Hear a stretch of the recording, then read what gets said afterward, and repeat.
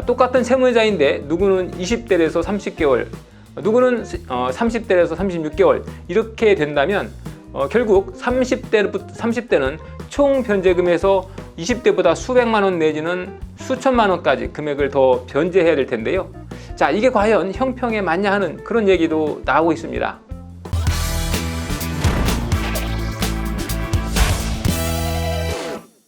안녕하세요. 김신철 변호사입니다. 요즘 정부에서 새출발 기금을 조성해서 채무 탕감 정책을 추진하고 있죠. 또 서울회생법원은 가상화폐나 주식 투자 실패로 빚을 낸 채무자들에게 손실금 책임을 추궁하지 않는 것으로 제도를 정비하고 있는데요. 문제는 이 주식이나 가상화폐 투기에 대한 채무 탕감의 혜택을 서울 특별 시민만 누리게 되어서 형평성 논란이 일어나고 있습니다. 그 중에서 특히 20대의 경우에는 변제 기간이 3년이 아니라 그보다 더 짧은 30개월 정도 수준에서 개시 결정이 나고 있는데요. 이 문제 때문에 지방 거주자들이나 30대 또는 40대들이 상대적 박탈감을 느낀다라는 말이 나오고 있습니다. 그럼 대체 서울회생법원에서는 왜 20대 청년층에게만 이런 혜택을 주고 있는 걸까요? 대법원 통계 자료를 살펴보면 지난 2년간 개인회생 신청 사건 사례가 점차 줄어들고 있는데요. 반면에 20대의 개인회생 신청 사건은 해마다 증가하는 것으로 나타났죠. 20대 청년들의 재정 상태가 갈수록 안 좋아지고 있다, 그런 의미죠. 실제 금융감독원의 가계대출 현황을 살펴보면 지난해 12월 말 전체 연령대의 가계대출 총액이 전년 대비 6.3% 증가하는 동안에 이 청년층은 그 2배가 넘는 12.9%까지 증가해서 상당히 높은 증가율을 보였는데요. 대학을 졸업하고 이제 막 사회생활을 시작하는 청년들이 왜 이렇게 많은 빚을 부담하게 되는지 의문이 들 텐데, 자, 여러 가지 있겠죠. 우선 학자금 대출이 가장 큰 이유가 되는데요. 대학을 다니는 동안 받았던 이 학자금 대출이 사회생활을 시작하는 때부터 부담이 될 수밖에 없는 거죠. 이 학자금 대출 상환과 생활비 감당을 위해서 조금씩 채무가 쌓이다가 점차 빚이 늘어나는 그런 사례가 가장 많겠죠. 또 일자리 감소도 상당한 영향을 끼쳤을 텐데요. 코로나19 사태로 인해서 구직난이 심해진 것도 큰 영향을 끼쳤을 겁니다. 기존에 멀쩡히 직장을 다니다가 권고사직을 당하는 경우가 많았는데 애초에 20대 청년들에게는 이런 일자리를 구하는 일이 더욱더 쉽지 않았겠죠. 이런 상황에 생활비 감당을 하지 못해서 빚을 낸 경우가 또 많이 있을 겁니다. 실제로 서울금융복지상담센터가 서울회생법원에 개인회생을 신청한 20대 청년들을 대상으로 조사를 해봤는데요. 그 결과에 따르면 처음 빚을 지게 된 이유로 생계비 마련 목적이 43%나 무려 43%나 가장 큰 비중을 차지했습니다.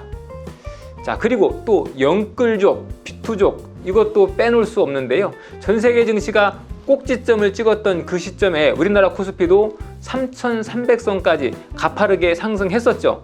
이 시기에 투자를 안 하면 뭔가 뒤처지는 느낌을 받았는데요. 그래서 이 시기에 무리하게 빚을 내서 투자한 20대들, 그들이 그 빚을 감당하지 못하고 있는 그런 상황입니다.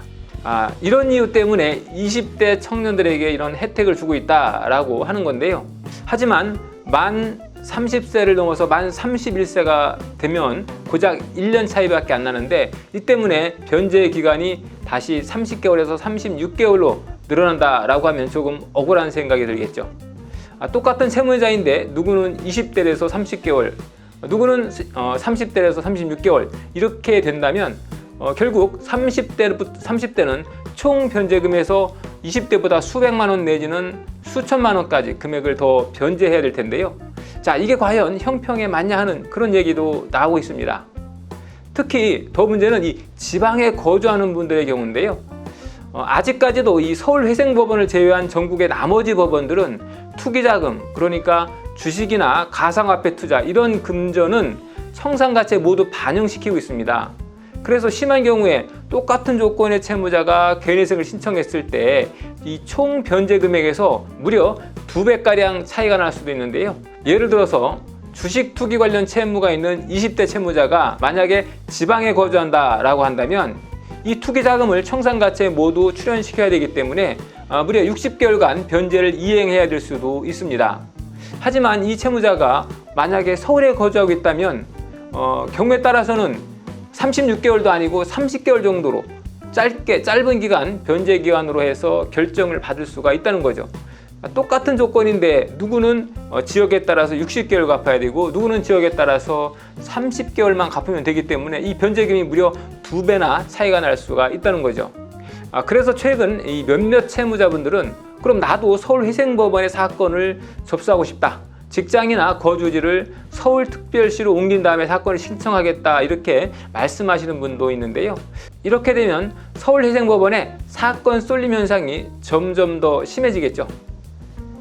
서울회생법원과 전국의 이 지방법원들은 이러한 사회적 현상을 면밀하게 검토해서 대응책을 마련해야 할 필요가 있어 보입니다.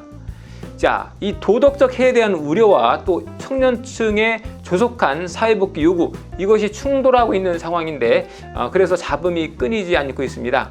이와 관련해서 법원에 새로운 소식이 나온다면 신속히 안내해 드리겠습니다. 김신철 변호사였습니다. 감사합니다.